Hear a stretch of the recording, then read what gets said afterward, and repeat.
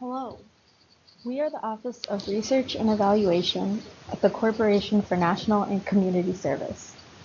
Today, we're going to be presenting a synthesis of research on AmeriCorps members to tell you about who our members are, describe the typical member experience, and explain the impacts of national service on the member. We'll specifically highlight research and data in each of these areas for members with disabilities, and will connect the importance and relevance of outcomes of research in each area to prospective members with disabilities. Throughout the presentation, we will point out documents, resources, and helpful links you can access to learn more about the research behind the outcomes you'll hear about. Hopefully, this presentation will help you become more familiar with our member demographics, member experience, and benefits of serving, and will spark interest in national service for individuals with disabilities.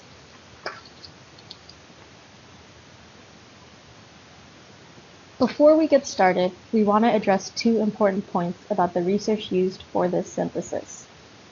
First, we know that disabilities are underreported in our member population. About 8 to 10% of the general population reports a disability, and our numbers are well below that due to how we collect data on members with disabilities, as well as people's tendency to self-report or not. Second, many of the research projects we publish do not explicitly identify or call out members with disabilities within their analysis.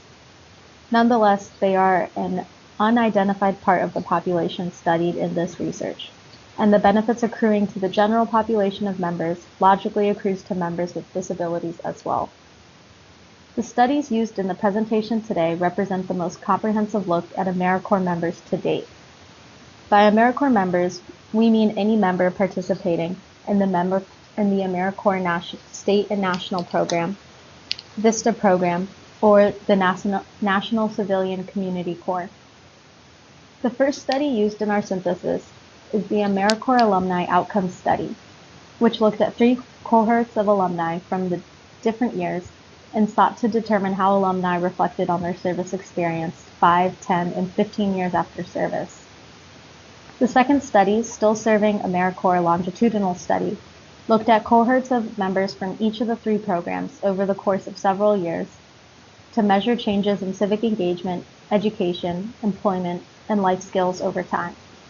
Because of the study's impact evaluation design, we can attribute positive changes to AmeriCorps service. The member exit survey data is an administrative data set that queries all exiting members on their service experience, motivations, and self-reported outcomes in cultural competency, self-efficacy, life and career skills, and civic engagement. The fourth study, Does National Service Impact Employability for Young Adults? Tufts University, is an experimental research study conducted by a university grantee partner on the impact of national service on a member's likelihood of being invited for an interview after applying for a job. Understanding AmeriCorps Employment Opportunity and Outcomes, Arizona State University, is a descriptive research study being conducted by a university grantee partner on the hiring of AmeriCorps members into nonprofits and partner organizations where they serve. The final studies we looked at were other administrative data from forms and process documents.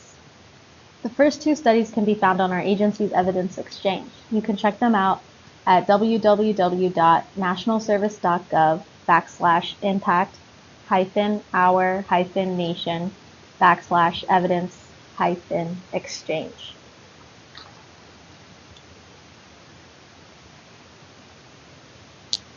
So let's start by learning about the demographic breakdown of our members, so you can learn more about who typically serves in our program.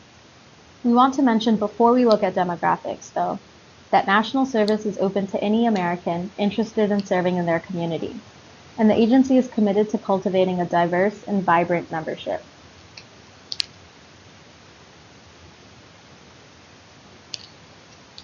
Looking at the demographic data from our agency's administrative records, the majority of all members in ASN, VISTA, and NCCC are female, around 63%, 18 to 24 years of age, 69%, have at least some college, 72%, are white, 61%, identify as non-Hispanic or Latino, 83%, serve full-time terms, 55%, report a disability, 5%.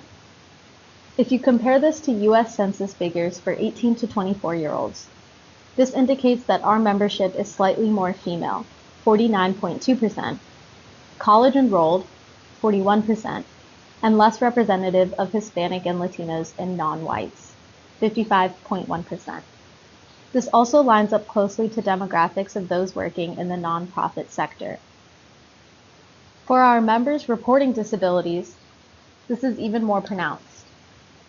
Of members reporting disabilities, 71% are female, 61% are 18 to 24 years, 86% have at least some college, 71% are white, 88% identify as non-Hispanic or Latino, 65% serve full-time terms, and 77% specify their disability.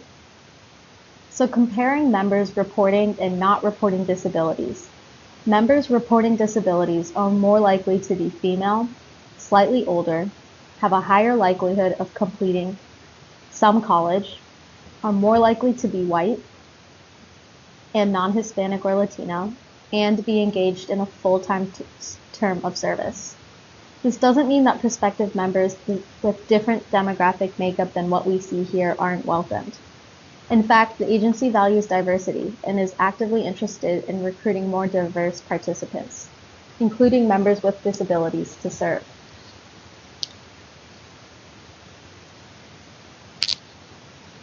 We ask our members to self-report the type of disability they have, if they feel comfortable doing so.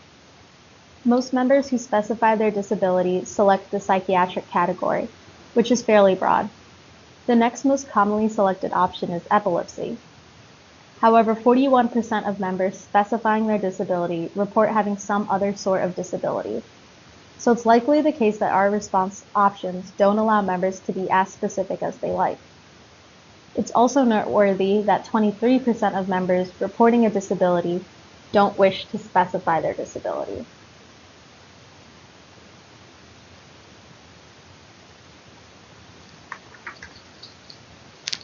In terms of how members are distributed into our corporate programs, most of the members that serve with us are involved in the AmeriCorps State and National Program, or ASN. This holds for members reporting a disability as well, but you can see they are also more likely than members not reporting a disability to be serving in VISTA. This may be correlated with the fact that our members reporting disabilities have higher education levels and are slightly older than our members who don't report a disability, since VISTA positions often recruit for candidates that have a little more experience.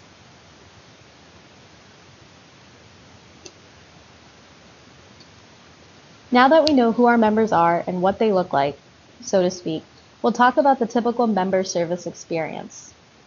From the research we have, mainly from our ongoing member exit survey and a recently completed outcome study of alumni, we can look at a few factors that make up the member's experience. We'll focus on what our members do and how satisfied they are with their service.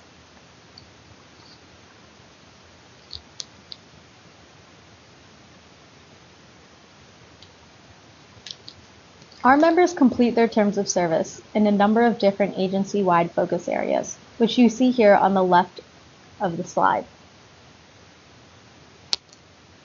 We ask members to report which focus areas they served in during their most recently completed term, and from that we see that most members are serving in the education focus area. This makes sense given a sizable portion of our agency's funding goes to education programs. Healthy Futures and Economic Opportunity are runner-ups. It's noteworthy that our NCCC program focuses member service more on environmental stewardship and disaster services. Looking at members with disabilities, we see this pattern as well. 71% of members reporting disabilities are serving in the education focus area, with Healthy Futures and Economic Opportunity as the runner-ups. It is worth noting that any corporate program or focus area can be relevant for members with disabilities, and programs are encouraged and supported in making necessary accommodations for members that need them.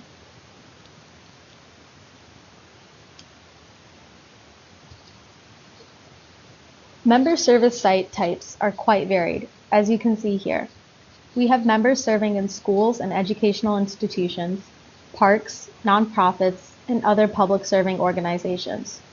Our most common service locations are K-12 public schools and nonprofit community-based organizations.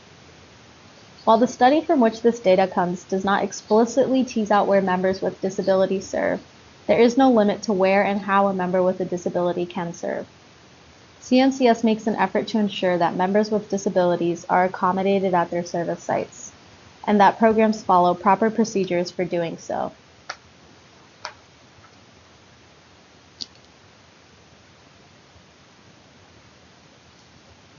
Our data show that all around, members are satisfied with their service experience.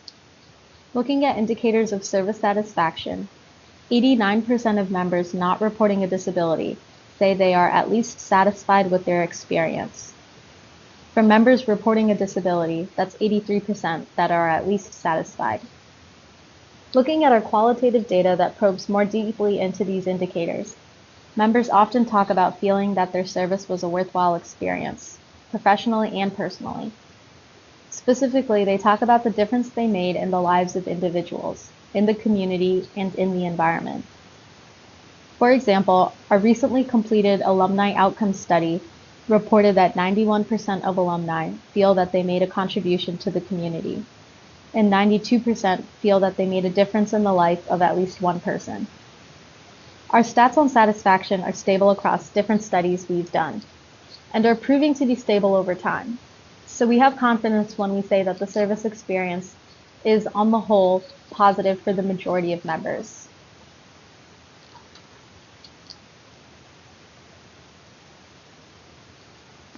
As we just mentioned, many members report their national service experience being a personally defining experience. By this we mean that the experience was one that confirmed their beliefs and aspirations, or one that resulted in a change or shift in those beliefs and aspirations. 84% of members not reporting a disability at least agree that their service was a personally defining experience. Of members reporting a disability, that falls just slightly to 81%. Additionally, our alumni overwhelmingly agree that AmeriCorps was personally defining, even many years after their service experience. 78% reported that the experience caused them to re-examine beliefs and attitudes about themselves, while 68% reported that they did things they never thought they could do while they were serving.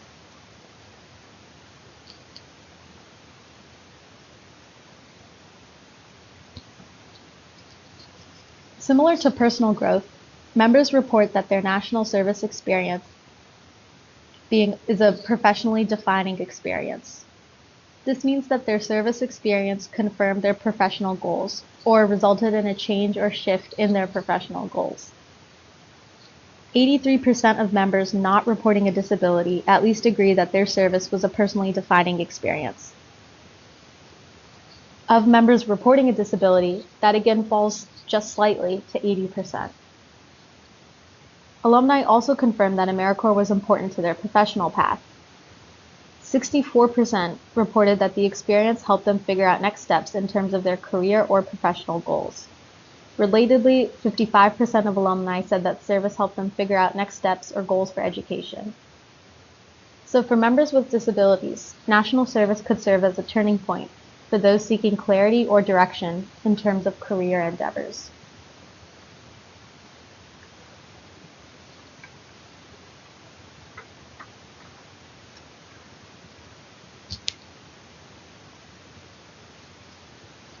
Looking at the member experience more generally, members on the whole find service to be a worthwhile experience.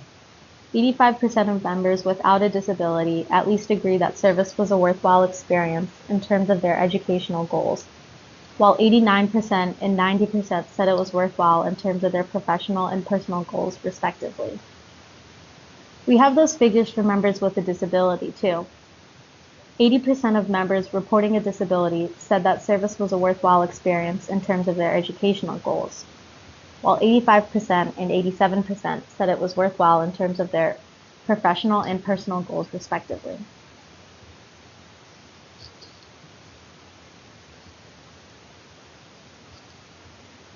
Reflecting on their experience in its entirety, including all the challenges and opportunities faced, the vast majority of members would recommend national service to a friend or family member. 85% of members not reporting a disability would recommend AmeriCorps to a friend or family member. 83% of members reporting a disability would recommend AmeriCorps to a friend or family member. So we can see, based on the stats we just walked through, that the vast majority of members are satisfied with their experience overall. They have found it to be a worthwhile experience, would recommend it to others, and specifically have found the experience to be personally and professionally defining. It's hard to think of too many other experiences where such a large proportion of people can say that. It is also important to again highlight that these stats hold for our members who report a disability. They are having the same service experience, being exposed to the same benefits, and are reporting the same satisfaction as any other national service member. So again, this can be a great opportunity for those individuals with disabilities that are looking to develop professionally and personally.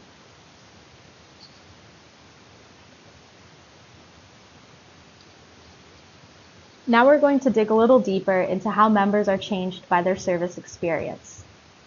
To do this, we're going to review the evidence our agency has accumulated on changes to members' civic engagement, self-efficacy, cultural competency, and life and career skills. The data to support this comes mainly from member exit survey, AmeriCorps alumni outcome study, and longitudinal study. I want to note upfront that many of these studies did not identify members reporting disabilities as analytic subgroups, but based on what we just covered, we know they are part of the overall member population, and therefore can proceed with the assumption that they are covered by these studies.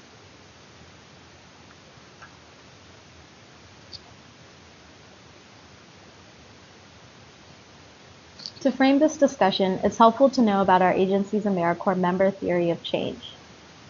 This theory of change is a summative statement that reflects how we believe a member grows and changes based on her term of service.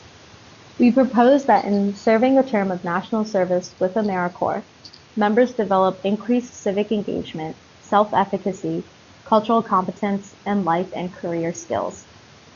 These 4 pathways are essential for developing empowered, prepared citizens that exit service and go on to be change agents in their community. As you'll see, this may be especially relevant to those prospective members with disabilities, particularly those that may be out of work or seeking to enhance employment prospects.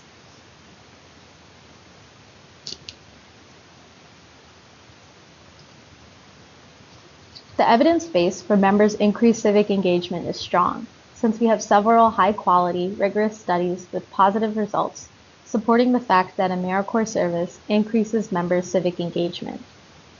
First, our longitudinal study shows significant sustained impact in feeling connected to community, confidence in working with local government, being aware of community problems, and being active in community fairs, and increased social trust, valuing neighborhood participation, and likelihood to volunteer. Relatedly, our alumni outcome study shows positive increases in outcomes and likelihood to do things like helping to keep their community safe and clean, donating money or goods to a cause, or registering to vote. Our member exit survey supports this for recently graduated members. There is a high likelihood of members participating in civic activities like helping neighbors and donating money, voting or registering to vote, feeling confident that they can engage in civic activities, and feeling a sense of responsibility to their community.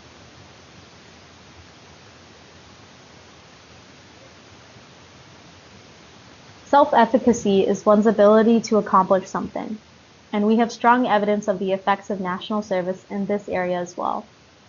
Our longitudinal study in particular shows significant sustained impact in confidence in leading local community efforts and members' sense of personal effectiveness in the community. Our alumni outcome study shows positive, significant changes in members' sense of ability to overcome opposition and deal with unforeseen circumstances, as well as an improved ability to solve problems. Finally, our member exit survey shows that members overall score high on indices of self-efficacy, and competencies for civic action.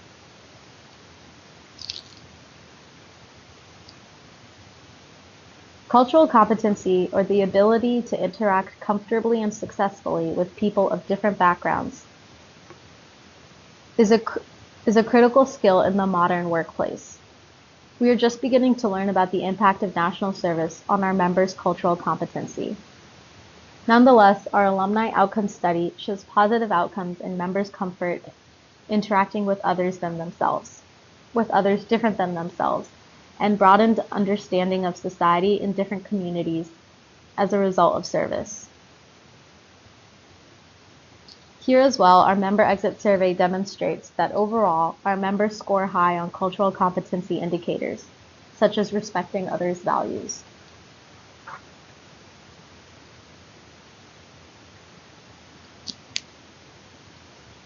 In terms of life and career skills, including so-called soft skills like communication, as well as hard skills, we see that our members are developing relevant, valuable, and directly applicable skills. We see this bear out in life satisfaction, as well as in satisfaction with one's career. Our longitudinal study in particular showed significant, sustained increases in life satisfaction for our members as a result of service. Switching gears slightly, it's important to mention at this point that most members that complete a term of service are eligible for an education award that can be used to defray the cost of education expenses. Most members, regardless of disability status, use their education award to pay off student loans, attend graduate school, or attend college. This investment in education pays off for our alumni. For example, our alumni outcome study shows positive outcomes specifically for career skills. About half of our alumni say AmeriCorps opened a career path they might not have otherwise considered, and a sizable majority of alumni report being satisfied with their career trajectory.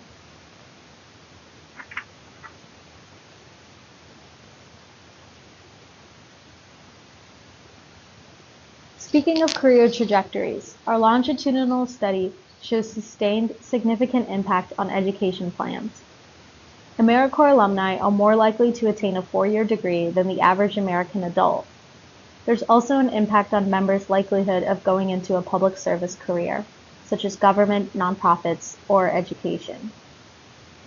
If they aren't pursuing college or graduate school, 20% of members, regardless of disability status, report planning to get a job in the public sector.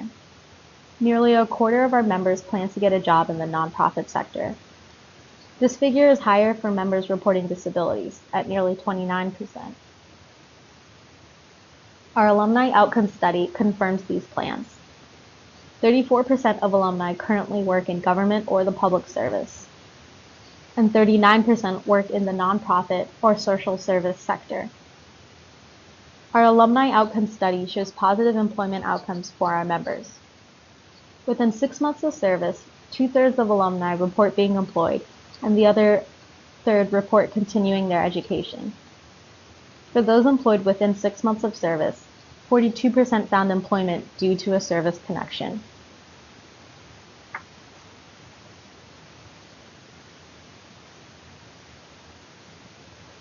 Currently, the agency is funding additional studies on alumni employment outcomes in all sectors. For example, a Tufts study found that for alumni job applicants listing a college degree and AmeriCorps service on their resume, chances of receiving a callback for an interview increased by a statistically significant margin. Our member exit survey demonstrates that members are flexible with how they list their service on their resume, with nearly 40% of all members, regardless of disability status, reporting that they will either list their experience as work experience or volunteer experience. The good news is that regardless of how a member lists their service experience, they can accrue benefits. A 2012 study on volunteering as a pathway to employment showed that volunteering is associated with a 27% higher odds of employment. Those odds increased to 51% for those without a high school diploma or equivalent, and to 55% for those living in rural areas. These findings were stable across a volunteer's gender, race, ethnicity, age, geographic location, and national unemployment rate.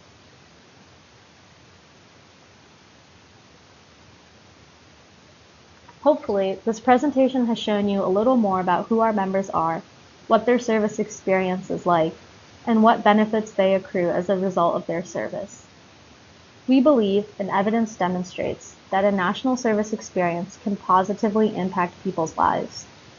We hope that all Americans, in particular those with disabilities, will consider serving in their community. If you have any questions related to evaluation or research, particularly on members with disabilities, you can get in touch with us at evaluation@cms.gov. We also hope you'll check out our evidence exchange page, where you can find all the research discussed in this presentation. Thank you for your time.